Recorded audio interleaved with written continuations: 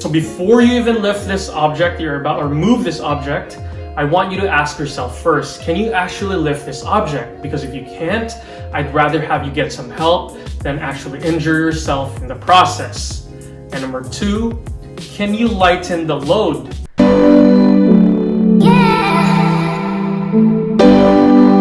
What's up guys, Dr. Kyle here again. In today's episode, I'm going to be showing you proper techniques on how to move and lift things around your house to avoid or reduce the risk of low back pain. Especially during this pandemic, a lot of us are working from home, so lifting and moving things around the house. And anecdotally speaking, I've had a lot of patients come in the clinic and complain of low back pain after they've lifted something heavy. So the more reason we should be more careful.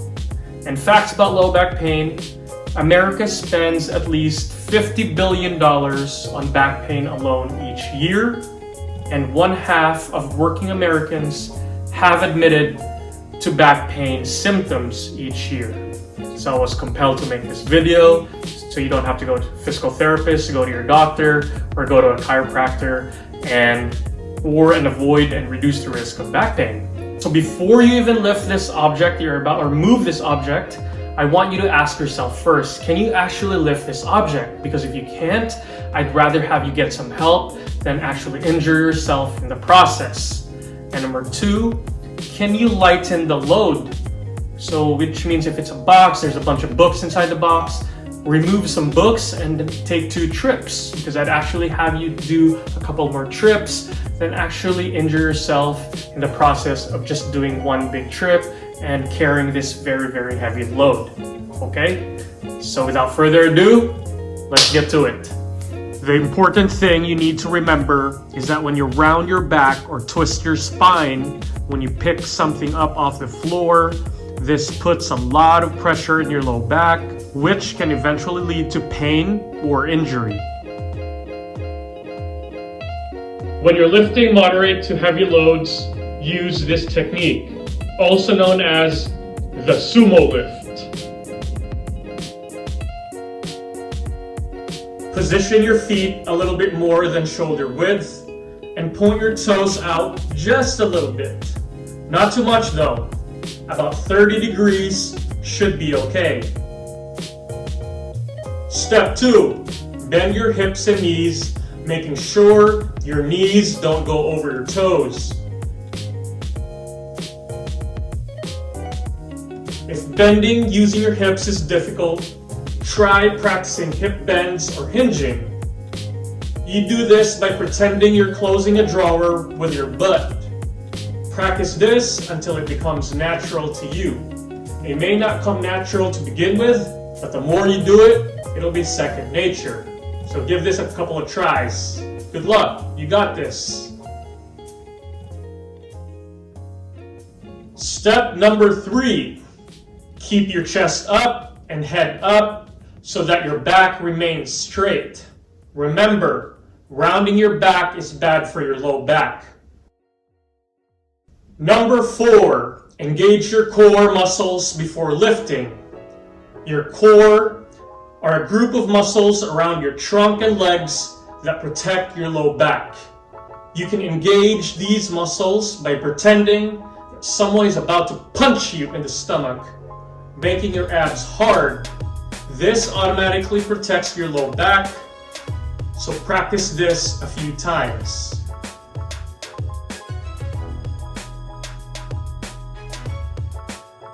Number 5, make sure your hips are lower than your shoulders and lift using your legs, keeping your core engaged. Think of pulling the weight into your body and push into the floor, keeping your arms close to your body as much as you can. Do not twist your spine, pull straight up. Then, when you transfer the weight to a shelf, make sure you don't twist your spine. Rotation should happen at the feet, not the hips or back. If you want to set the weight down on the floor, you should be doing the exact same movement as you went down the first time. Bend with your hips and knees, making sure your knees don't go past your toes. The weight should be close to your body. Don't swing the weight around. Keep your back flat by keeping your chest and head up. So, let's review. Key facts. Bend with your hips. Keep your back flat. Keep your core engaged when you lift. And keep the object close to you as much as you can. Don't twist your spine when you transfer the object. Rotation should happen at the feet, not the hips or back. If you're picking up light objects, use the golfer's lift. The idea is still to avoid rounding your back by hinging at your hips. Have something to hold onto and extend the leg on the same side as a counterbalance. Bend the knee on the planted leg and make sure you're not rounding your back when you pick up the object.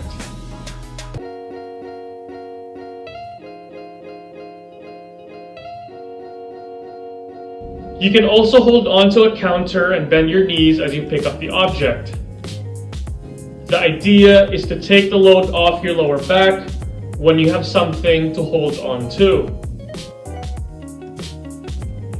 If you have a walking stick or a pole, use it so you can take the load off your lower back. To pick up awkward objects such as sandbags or bags with different things inside it, use a tripod lift. Get down on one knee, roll object up the knee. Keeping the object close to your body as you stand. If you plan to do activities close to the ground for prolonged periods, such as taking clothes from the dryer, use a half kneeling position. Come down on one knee and maintain the curve in your low back, and perform the necessary activity.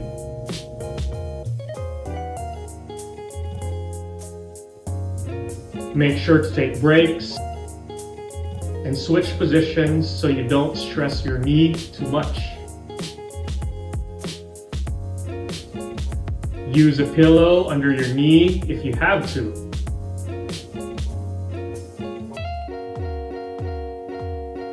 Remember to push rather than pull. You can see the objects better and you have better positioning, which can lead to less injuries. When you transfer objects on a shelf that's above shoulder level, make sure you position yourself as close to the shelf as possible. Use a step stool to avoid stressing your arms and back. This is a lot safer. Moving objects to and from a height is not ideal. This is not ideal because you're using your arms, which are a lot weaker than your legs and core. The load is away from your body as well. The grip can change, which can make the load unstable, and there's a big risk of you arching your back, which can lead to injury. But if you must, make sure the load is light. Reduce the load if you can. Use a palmar grip and use your body to bring the load towards you. Slide the load off the counter to your belly button as you bend your knees. Stand up and move the feet in the direction that you're going. To transfer the load up the shelf, bend your knees a little to grab some power on the way up and place the load on the shelf.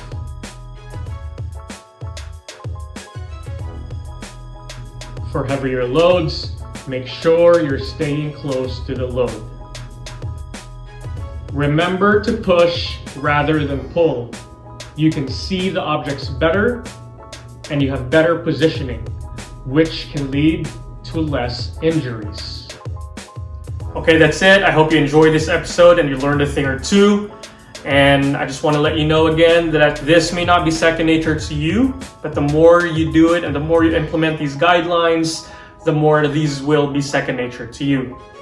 So if you like this video, make sure to smash the like button, subscribe, ring the bell, and share this with your friends and family so they too can be pain-free. My name is Kyle. Be safe, take care. I got your back.